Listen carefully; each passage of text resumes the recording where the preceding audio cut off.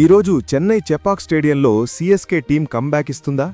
వాళ్ల టీంలోకి ఎంఎస్ ధోనీ మరియు Dewald Brevis playing 11లోకి వచ్చే అవకాశం ఉందా? లేకపోతే పంజాబ్ టీం తమ డామినేషన్ కొనసాగిస్తూ సీఎస్కే టీంను మరోసారి డిఫీట్ చేస్తుందా? ఎందుకంటే చెన్నై చెపాక్ స్టేడియం అంటే పంజాబ్ టీంకి చాలా ఇష్టం. అక్కడ వాళ్లకు మంచి రికార్డుంది. సో ఈరోజు ఐపీఎల్లో మరో ఇంట్రెస్టింగ్ మ్యాచ్ జరగబోతోంది. మెయిన్లీ ఫస్ట్ మ్యాచ్లో ఘోరంగా ఓడిపోయిన సీఎస్కే టీం ఈ మ్యాచ్లో కంబ్యాక్ చేయాలని ఫ్యాన్స్ గట్టిగా కోరుకుంటున్నారు. అది కూడా తమ సొంత మైదానం చెపాక్లో. కానీ సీఎస్కే టీంకు కంబ్యాక్ అంత ఈజీ కాదు. ఎందుకంటే వాళ్ళు ఆడబోయేది పంజాబ్ లాంటి స్ట్రాంగ్ టీంకి అగెన్స్ట్గా. అంతేకాదు పంజాబ్ టీంకి చెపాక్లో మంచి రికార్డుంది. హెడ్ టు హెడ్ స్టాట్స్ చూస్తే రెండు జట్లు డెడ్ ఈక్వల్. మొత్తం 32 మ్యాచుల్లో 16 సీఎస్కే గెలిస్తే 16 పంజాబ్ గెలిచింది. కానీ రీసెంట్ ఫామ్ చూస్తే మాత్రం పంజాబ్ డామినేషన్ స్పష్టంగా కనిపిస్తోంది.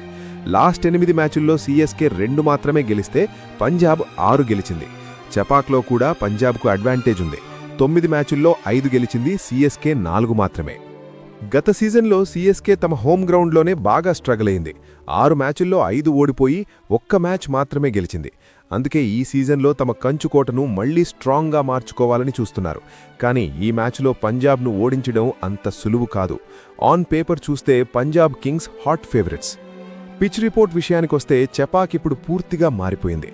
గతంలోలాగా పూర్తిగా స్పిన్ ఫ్రెండ్లీ కాదు. ఇటీవల టీ20 వరల్డ్ కప్లో ఈ గ్రౌండ్పై భారీ స్కోర్లొచ్చాయి. కొన్ని రిపోర్ట్స్ ప్రకారం ఈ మ్యాచ్కి బ్యాటింగ్ ఫ్రెండ్లీ పిచ్ వాడబోతున్నారు. ఇక్కడ ఇండియా 250+ స్కోర్ కూడా చేసింది. దీంతో ఈ మ్యాచ్లో హై స్కోరింగ్ గేమ్ వచ్చే ఛాన్స్ ఉంది. మొత్తం 91 ఐపీఎల్ మ్యాచుల్లో ఫస్ట్ బ్యాటింగ్ టీం 51 గెలిస్తే చేసింగ్ టీం 40 గెలిచింది. First innings average 164. కానీ ఇటీవలి 10 మ్యాచుల్లో యావరేజ్ 190+కి పెరిగింది. దీంతో 200 స్కోర్ విన్నింగ్ టోటల్ అయ్యే అవకాశం ఉంది. టాస్ అంత ఇంపార్టెంట్ కాకపోవచ్చు, కానీ ట్రెండ్ ప్రకారం కెప్టెన్లు ఫీల్డింగ్ ఎంచుకునే ఛాన్స్ ఉంది. వెదర్ విషయానికొస్తే వర్షం వచ్చే అవకాశం చాలా తక్కువ. మ్యాచ్ అంతరాయం లేకుండా జరిగే ఛాన్స్ ఉంది.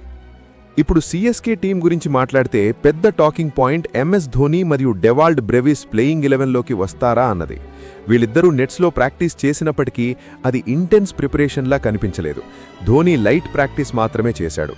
బ్రెవిస్ కూడా కేవలం త్రోడౌన్స్ మాత్రమే తీసుకున్నాడు. అందుకే వీళ్ళిద్దరూ ఈ మ్యాచ్లో ఆడే అవకాశాలు తక్కువ. Most likely CSK same playing 11తోనే దిగుతుంది. అయితే బ్యాటింగ్లో ఒక మార్పు చేసే అవకాశం ఉంది. మిచెల్ శాంట్నర్ లేదా మరో ఫారెన్ ప్లేయర్ ప్లేస్లో ఇండియన్ ప్లేయర్ని తీసుకురావచ్చు. సీఎస్కే కంబ్యాక్ కావాలంటే టాప్ ఆర్డర్ చాలా కీలకం. ముఖ్యంగా రుతురాజ్ గైక్వాడ్ బాగా ఆడాలి. బౌలింగ్లో ఖలీల్ అహ్మద్ బాగానే చేస్తున్నాడు, కానీ నూర్ అహ్మద్ ఇంకా ఫామ్లోకి రాలేదు. అయితే ఫస్ట్ మ్యాచ్లో బ్యాటింగ్ పూర్తిగా ఫెయిల్ అవడంతో బౌలర్లను బ్లేమ్ చేయలేం. ఈ మ్యాచ్లో ఒక ఎక్స్ట్రా స్పిన్నర్ను తీసుకురావచ్చు. ఇక పంజాబ్ టీం విషయానికొస్తే వాళ్లు గత మ్యాచ్లో థ్రిల్లింగ్ విక్టరీ సాధించారు. బౌలింగ్ చాలా బాగుంది, కానీ బ్యాటింగ్లో మిడిల్ ఆర్డర్ కాస్త స్ట్రగుల్ అయింది.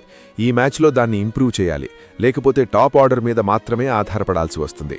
ప్లేయింగ్ 11లో పెద్ద మార్పులు ఉండకపోవచ్చు, కానీ మార్కస్ స్టోయినిస్ స్థానంలో ఇంకో ప్లేయర్ని తీసుకురావచ్చు.